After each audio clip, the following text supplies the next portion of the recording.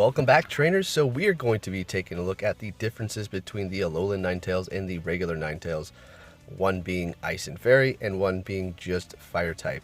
Now these are quite opposite types with their advantages and disadvantages, which we are going to be taking a look at.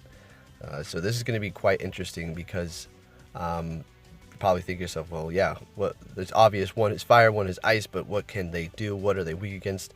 And what are their stats? So if we take a look at the Alolan Ninetales, max CP potential 100% IV, 2184, and then its attack is sitting at 170, rank 76, defense 207, rank 34, stamina 146, rank 32.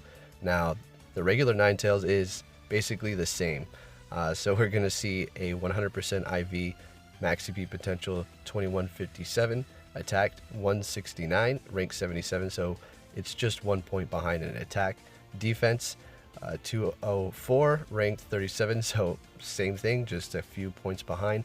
And then stamina 147, rank 32, which is the same as the Alolan Ninetales. So there you have it for the stats, basically the same, and that's that. Not much to compare here. We're going to have to take a look at the moves and then the weaknesses to see the big differences here. So now we go on to see the best offensive moveset for the Alolan Ninetales is going to be Powdered Snow and Ice Beam, followed up by Powdered Snow Blizzard, but this is subject to circumstance of what's in the gym. And Powdered Snow Dazzling Gleam, personally what I use. And those are the top offensive moves for the Alolan Ninetales. And then defensively, you're looking at Feint Attack and Dazzling Gleam for the Alolan Ninetales, followed up by Feint Attack and then Ice Beam, Powdered Snow, and Dazzling Gleam. Okay, so pretty nice setup. It's very universal. You can attack a dragon, fighting type, and also dark type. So Tyranitar's in the gym with that move set, and I've done it. We're going to be taking a look at some examples as well. So not a bad move set. Now let's go over to Ninetales, just the fire type. So best offensive move set is going to be Fire Spin and Overheat, then Ember and Fire Blast, Fire Spin and Heat Wave, Feint Attack, Overheat. And I think we don't need to go any further. Defensive is going to be number one. It says Feint Attack and Flamethrower is A, and then Fire Spin, Solar Beam, which I personally prefer on mine, also A, and then Ember and Flamethrower, also A. And those are all defensive sets right there. So as you can tell, quite a diverse set here.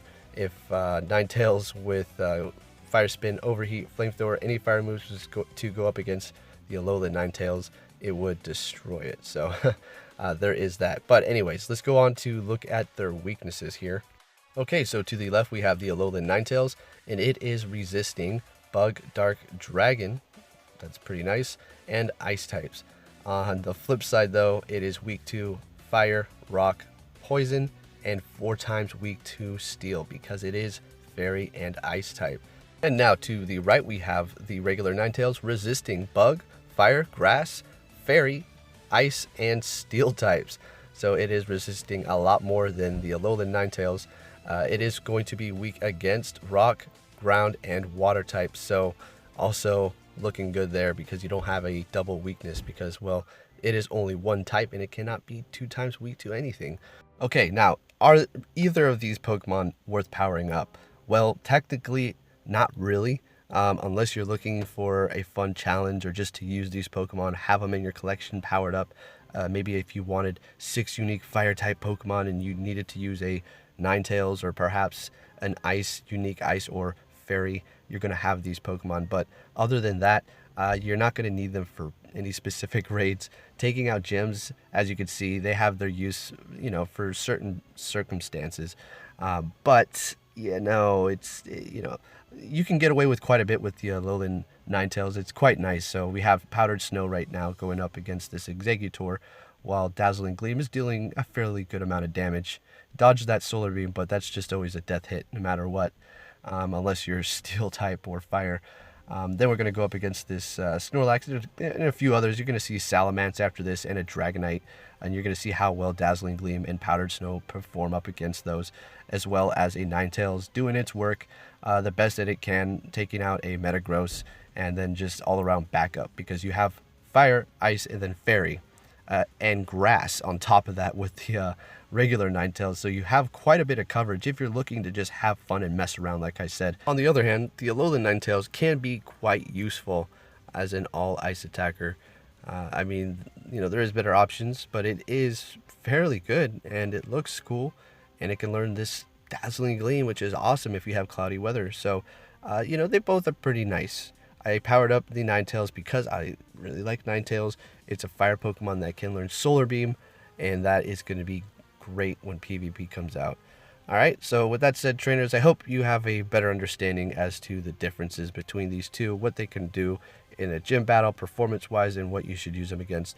The Ninetales, I mean, you can use, depending on if you have fire moves. There's really, you got Alolan, or not Alolan, regular Exeggutor, or some grass Pokemon, whatever they drop in. Metagross, as you're witnessing right here. Solar Beam is great coverage for those ground types, so you can just keep on trucking through with it. But other than that, you're probably going to want to go with the fire move. I just personally like Solar Beam. So with that said, traders, I hope you enjoyed this video.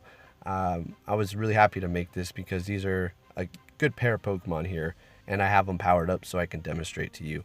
Anyways, with that said, thank you for watching, and I'll be catching you all next time. Take care.